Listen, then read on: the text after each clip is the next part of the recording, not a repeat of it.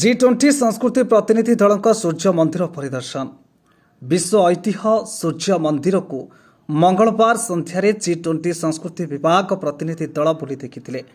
20टी देशर 37 जन G20 प्रतिनिधि माने पुलिस कड़ा सुरक्षा व्यवस्था मध्य एठारे पहुंचवा परे आईओसीएल निकटरे जिला प्रशासन एएसआई और पर्यटन विभाग पक्षर ओडिशा परंपरा अनुसार विपुल स्वागत संबर्धना दिया जायतिला।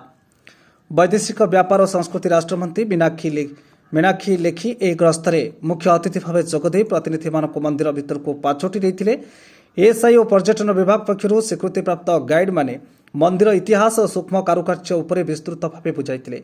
सूर्य मंदिर सूक्ष्म कारुकार्य देखि विदेशी प्रतिनिधि माने अभिभूत हो पड़ते। सूर्य मंदिर परिसर में गोटीपुआ नृत्य परिवेशन होता जहाँ प्रतिनिधि मानक मनोरंजन जोगाई। परे शब्द आलोक माध्यम कोणार्क मंदिर इतिहास गाथा देखि फेरी। ए कार्यक्रम में ASI Puri circle superintendent दिव्यस्मिता Brajasundar Gadnayak, अतिरिक्त एसपी पूर्णचंद्र प्रधान, ASI superintendent engineer Chittaranjan Das, जिला पर्यटन अधिकारी सरोजकांत प्रधान, कोणार्क पर्यटन अधिकारी अमीय कुमार सेठी, कोणार्क आईआईसी रंजन कुमार मल्लिक और विभिन्न विभागीय वरिष्ठ पदाधिकारी प्रमुख उपस्थित थे। पुरी सुमित्रा साउंड को रिपोर्ट, चक्रव्यूह news. I think the temple is extremely beautiful. It's something very different from anything I have ever seen, especially because of the fact that it's built like a chariot and it's dedicated to the sun god. So I think it's something very particular to India. But on your question about the relations of countries, I think it's very important that us from other countries have the opportunity to come and see these, and this is also a very good incentive for us to strengthen our cultural cooperation within the G20 working group, as it gives us a living example of the value of this kind of places can have in our lives. Delegate from the Indonesia.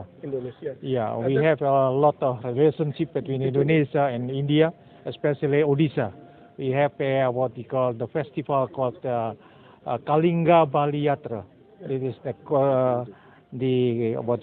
connections between Kalinga. Business relation between the Indonesia and Odisha. And Odisha. It's many years ago. Bharat को अध्यक्षता मिली है G20 की, और इस अध्यक्षता को भारत ने प्रधानमंत्री मोदी जी के नेतृत्व में इस प्रकार से एक अपॉर्चुनिटी के रूप में देखा है कि हम भारत की विशेषताओं से पूरी देश दुनिया को अवगत कराएं।